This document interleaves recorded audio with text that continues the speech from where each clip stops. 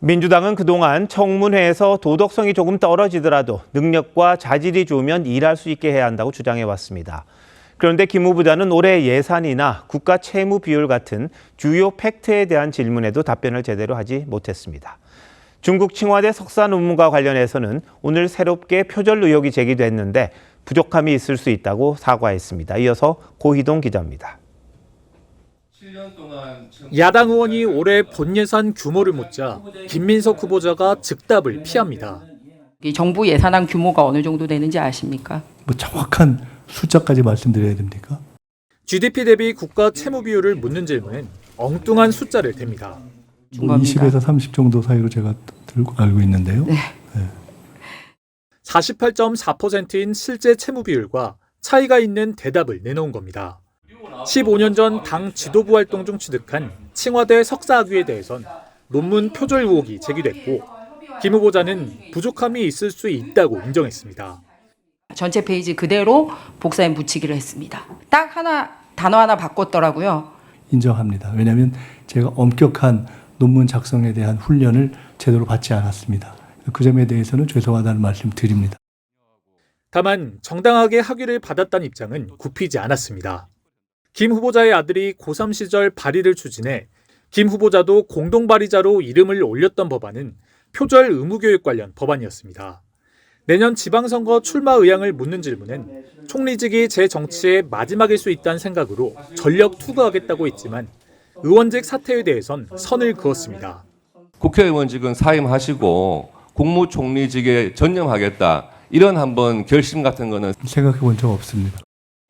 국민의힘은 김 후보자의 사퇴를 요구했지만 민주당은 복합위기를 돌파할 최적임자라고 반박했습니다. TV조선 고희동입니다. 야당이 제기한 김민석 후보자 관련 의혹 중 하나가 4억 원이 넘는 유학자금과 정치자금을 지원한 강신성 씨와 어떤 관계냐입니다. 강 씨가 자신의 재산을 어떻게 불렸는지도 궁금한데요. 강 씨 회사가 사들인 사업 부지의 부동산 가치가 한 지자체의 시행사업 지정 이후 10배 가까이 오른 걸로 확인됐습니다. 이를 통해 강 씨 측은 50억 원이라는 큰 돈을 융통할 수 있었다는데 무슨 일이 있었던 건지 곽승환 기자가 단독 보도합니다. 김민석 총리 후보자의 전 후원 회장 강신성 씨가 운영하는 전북 정읍의 건설 폐기물 처리업체입니다. 사업 시작 6년째인 2011년 6월 주변 땅까지 사들여 사업 부지를 크게 확장하는데 정읍 씨는 바로 다음 달 이 업체를 폐기물 처리를 위한 도시계획시설 시행사로 지정합니다. 인허가권자는 정읍시장 김모 씨. 임기 시작 4개월 만에 사업 확장을 승인하더니 시행사 지정을 통해 강 씨 사업에 날개를 달아준 겁니다. 김 전 시장이 당선되기까지 민주당 핵심 인사들이 대거 찾아 선거운동을 도왔습니다. 김민석 당시 최고위원도 유세 지원을 위해 한 차례 방문했습니다. 그런데 공시지가 10억 원의 강 씨 사업 부지는 감정평가에서 구입가보다 10배쯤 오른 80억 원으로 평가받습니다. 인근 땅값에 비해 월등히 높습니다.